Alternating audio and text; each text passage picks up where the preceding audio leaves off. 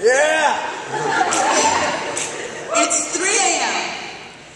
The emergency room psychiatrist looks up from his clipboard with eyes paid to care and asks me if I see people who aren't really there. I say I see people. How the hell am I supposed to know if they're really there or not? He doesn't laugh. Neither do I. The math's not on my side. 10 stitches and 1 lie. I swear I wasn't trying to die. I just wanted to see what my pulse looked like from the inside. Fast forward 1 week. I'm standing in an auditorium behind a microphone, reading a poem to 400 Latino high school kids who live with the breath of the INS crawling up their mother's backbones, and I am frantically hiding my scars. Because the last thing I want these kids to know is that I ever thought my life was too hard. I've never seen a bonfire. I've never felt hunger. I've also never seen lightning strike, but we've all heard thunder, and it doesn't take a genius to tell something's burning.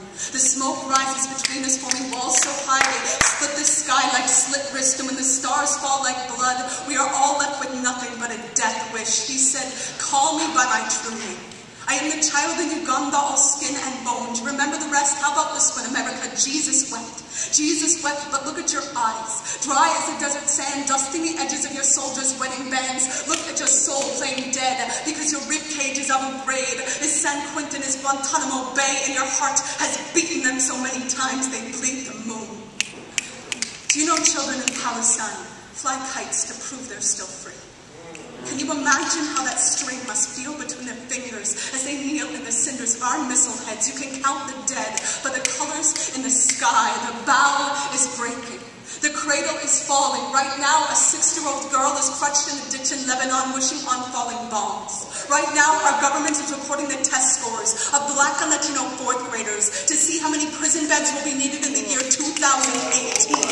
Right now, there's a man on the street outside my door with outstretched hands full of heartbeats no one can hear. He has cheeks like torn sheet music, every tear a broken crescendo falling on deaf ears. At his side, there is a girl with eyes like an anthem no one stands up for. Doctor, our insanity is not that we see people who aren't there. It's that we ignore the ones who are. So we find ourselves scarred and ashamed, walking into emergency rooms at 3 a.m. flooded with a pain we cannot name or explain, bleeding from the outside in. Our skin is not impervious. Cultures built on greed and destruction do not pick and choose who they kill. Do we really believe our need for Prozac has nothing to do with Baghdad, with Kabul, with New Orleans, with the thousands of U.S. school kids bleeding budget cuts that will never heal, to fuel war tanks? Thank God for denial.